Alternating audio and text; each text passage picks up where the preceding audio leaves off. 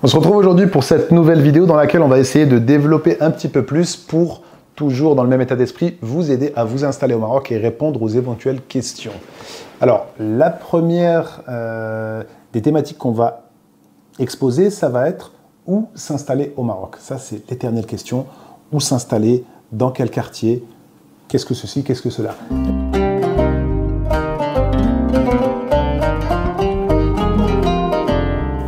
Donc, il va falloir se concentrer et, entre guillemets, oublier ce qu'on sait et se concentrer de manière pragmatique sur qu'est-ce qui est bon ou pas pour moi. Pourquoi on doit oublier ce qu'on a? Moi, j'ai grandi, j'ai passé mes étés à Kénitra. Donc, pour moi, Kénitra, c'est la ville la plus sympathique du monde. Mes amis, lorsqu'ils vont à Kénitra et qu'ils n'ont pas grandi là-bas, n'aiment pas du tout. Et c'est un endroit pas très sympa pour eux. Donc, on va devoir oublier ce qu'on connaît et donc, entre guillemets, mettre de côté l'affect et se concentrer sur les chiffres. Donc, les chiffres. Alors, les chiffres sont assez simples. Si je veux regarder et m'installer au Maroc, je vais regarder qu'est-ce qu'il est possible de gagner et dans quelle ville. Si je suis grand fan, par exemple, de la ville de Meknès, je vais regarder et je vais voir que les salaires sont rarement au-dessus de 5 000 dirhams.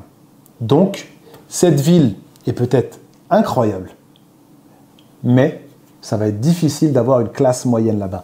La classe moyenne, c'est la classe qui consomme le plus, c'est le moteur de tous les pays dans le monde entier. La Chine s'est développée avec la classe moyenne. Notre objectif, ça va être de savoir de manière factuelle quelles sont les villes dans lesquelles la classe moyenne est développée. Donc, en numéro 1, bien évidemment, la capitale économique du Maroc, Casablanca.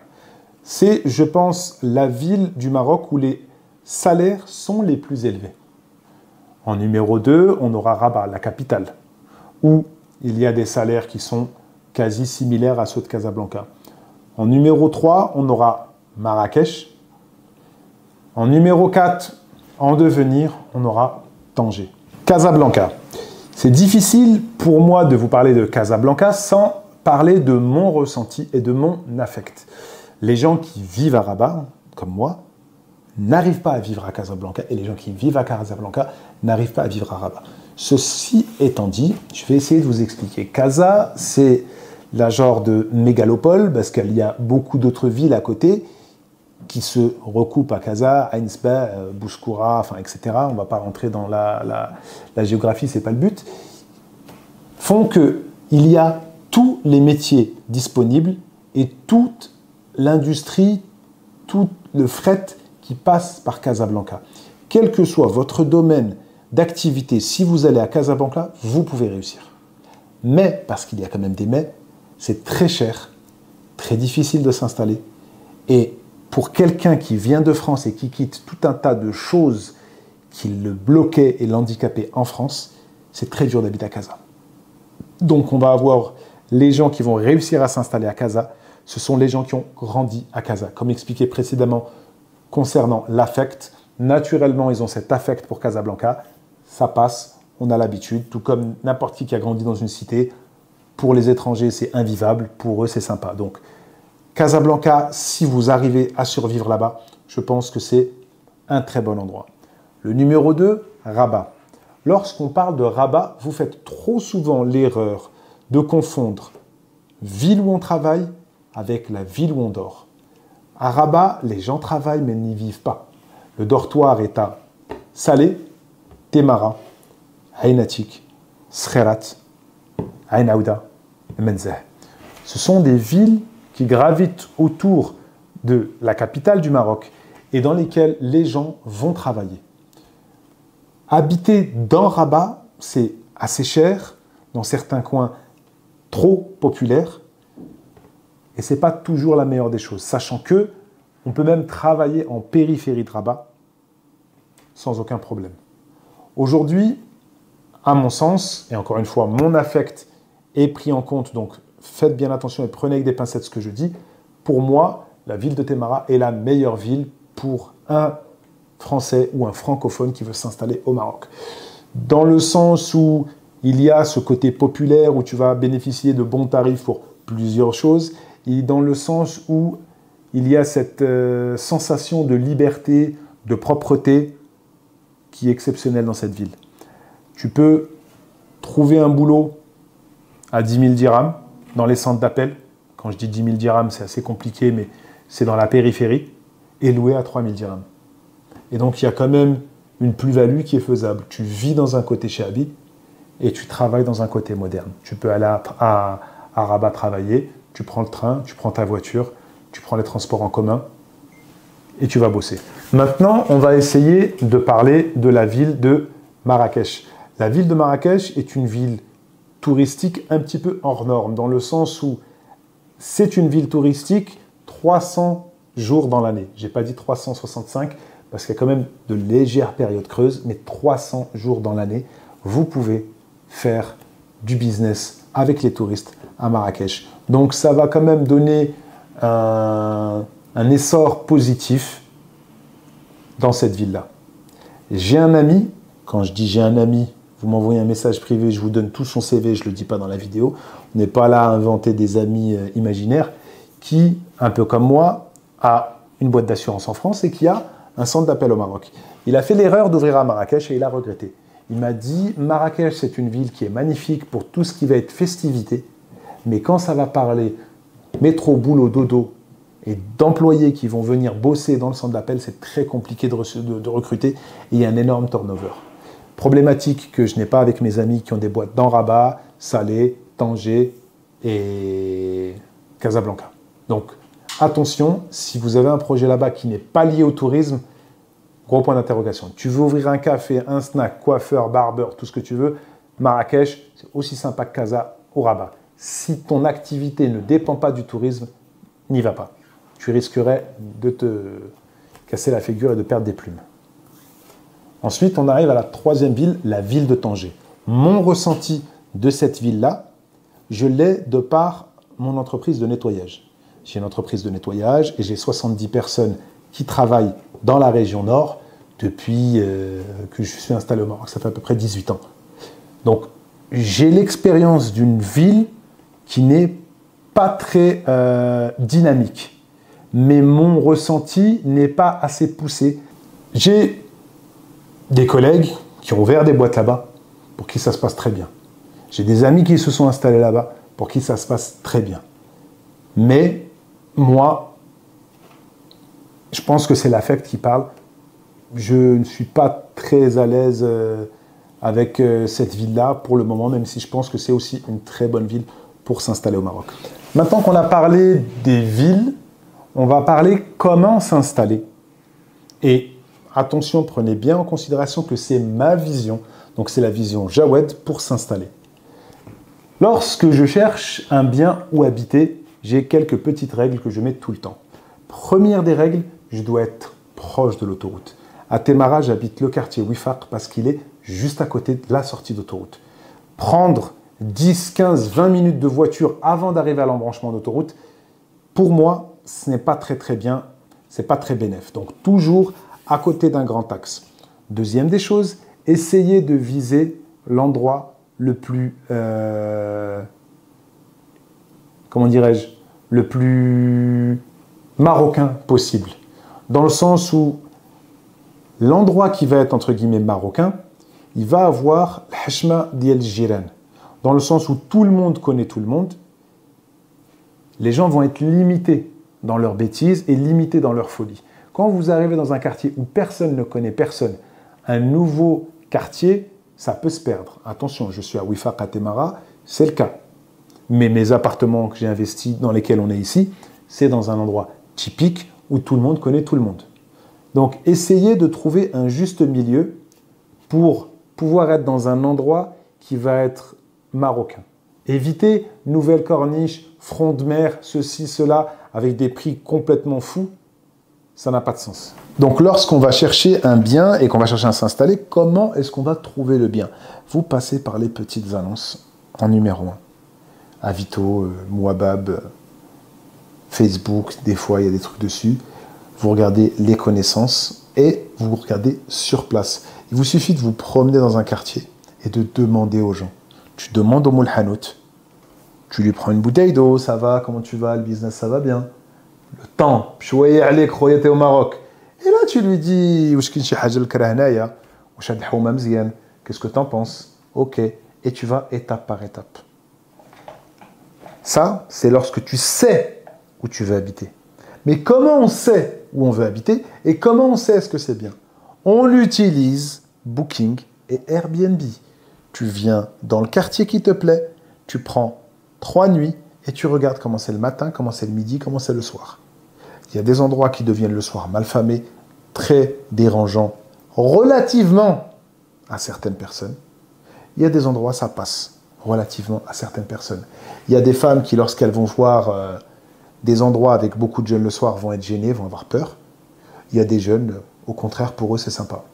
Donc, essayez 3, 4 jours, une semaine, le quartier dans lequel vous voulez habiter, avant de poser vos bagages, avant d'amener vos enfants. Et surtout, surtout, surtout, s'il vous plaît, faites attention aux groupes de frères, aux groupes de sœurs, Telegram, Instagram, WhatsApp, où ils se donnent des conseils. Généralement, c'est des gens qui sont dans la précarité, qui donnent des conseils de gens de la précarité.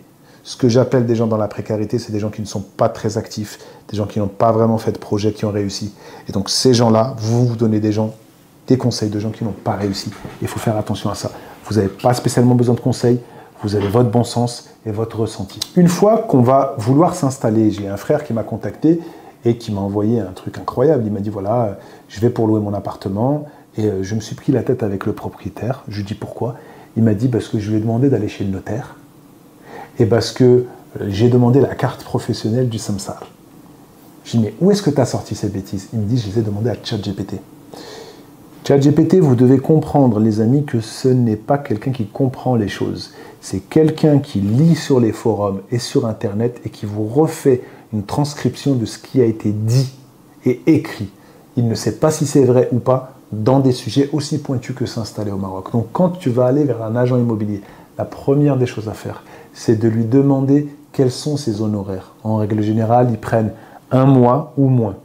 Mais vous lui demandez à l'avance, qu'est-ce que je te donne pour me trouver un bien? Il va vous dire, je te donne tant. Parce que quand vous allez passer par les petites annonces, généralement, ils sont là. Il n'y a pas de mal à faire travailler un agent immobilier.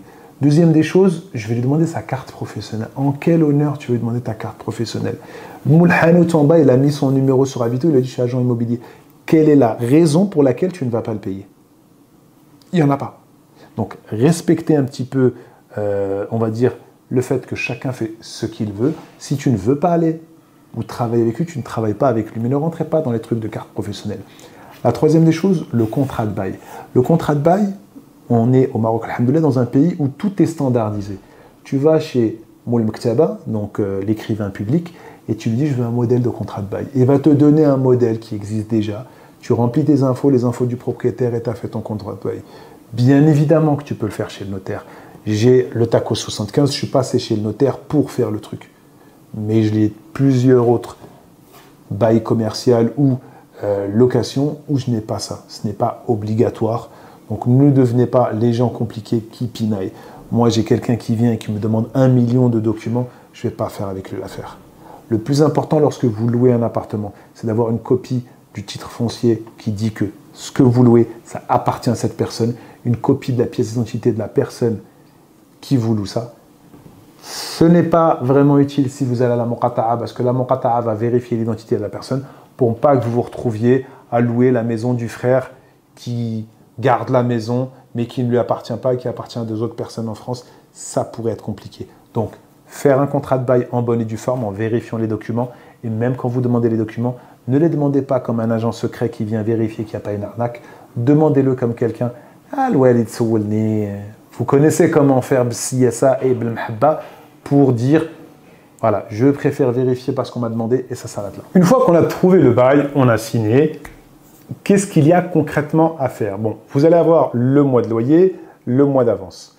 Il y a généralement dans les copropriétés au Maroc des frais de syndic. Donc les frais de syndic entre 200 à 2000 dirhams selon le type de résidence où vous allez à payer pour la bonne gestion de l'immeuble, des charges communes, d'électricité, de femmes de ménage, etc.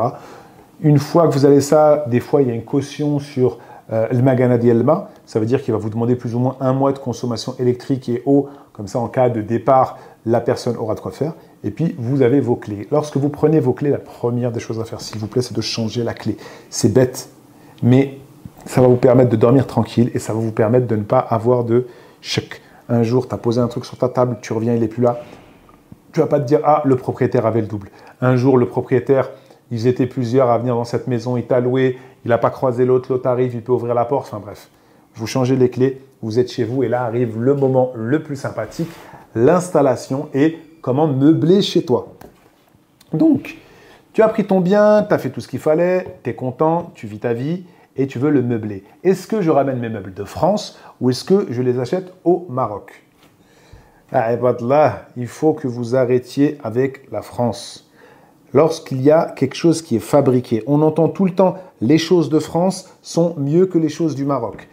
Si vous avez travaillé dans l'industrie, il y a quelque chose qui s'appelle une référence. Ça veut dire, je vais prendre un téléphone. Ça, c'est un iPhone. iPhone, c'est fabriqué par Samsung avec un certain cahier des charges. C'est la même chose pour les télévisions. Est-ce que la télévision est fabriquée en Corée? Est-ce qu'elle est fabriquée en Égypte? Est-ce qu'elle est fabriquée en Turquie? Est-ce qu'elle est fabriquée en Angleterre? Selon le pays de fabrication, ce n'est pas les mêmes standards et ce n'est pas la même qualité, oui. Mais les références, vous les trouvez dans les différents pays du monde.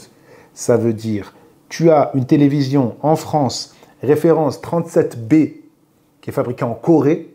Et bien, si tu viens au Maroc, tu prends la 37B fabriquée en Corée, c'est le même modèle, elle n'est pas moins bien. Qu'est-ce qui se passe? D'un pays à l'autre, il y a des standards différents et des règles différentes par rapport aux prérequis des consommateurs locaux. L'Égypte, en règle générale, va avoir des droits de douane moins chers. Donc, une télévision que tu vas payer en France à 800 €, tu vas la payer au Maroc à 600 € pour la même référence si c'est le modèle égyptien. On dit n'importe quoi dans les chiffres.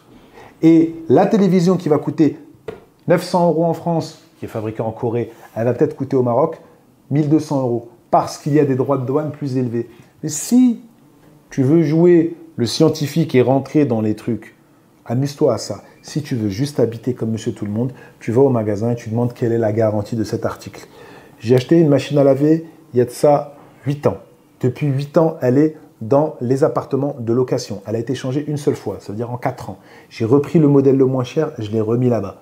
Donc, une machine à laver qui tourne tous les jours, qui lave le linge tous les jours, qui est utilisée par toutes les personnes de l'immeuble, qui fait 4 ans et qui coûte 250 €, c'est beaucoup plus rentable que ramener ma machine que je peux vendre sur le bon coin 150 € et qui va me coûter 250 € de transfert pour arriver au Maroc. Oui, mais si jamais tu fais un départ définitif, tu peux ne pas payer tes bagages. Toi, tu vas venir remplir une feuille et la donner à l'administration française, dire que tu déménages définitivement au Maroc. Là, moi, je ne le fais pas. Ça fait 18 ans que j'habite ici, je n'ai jamais fait ce type de papier, je ne le ferai jamais. Libre à toi de faire ça. Pour en revenir à une chose simple, le prix des produits au Maroc est le même que le produit des prix en France. Ce qui se rajoute, c'est le transport. Je conseille de tout vendre là-bas et de tout acheter ici avec la garantie ici. Parce que si tu ramènes une télévision de France qui est garantie en France, elle tombe en panne au Maroc, tu ne peux rien faire. Ce serait bien, s'il vous plaît, qu'on clôture ce débat une fois pour toutes. J'ai 9 appartements en location, j'habite au Maroc depuis 18 ans, je ne l'achète que ici. Ce n'est pas un débat ouvert où chacun va donner son point de vue. C'est la même chose.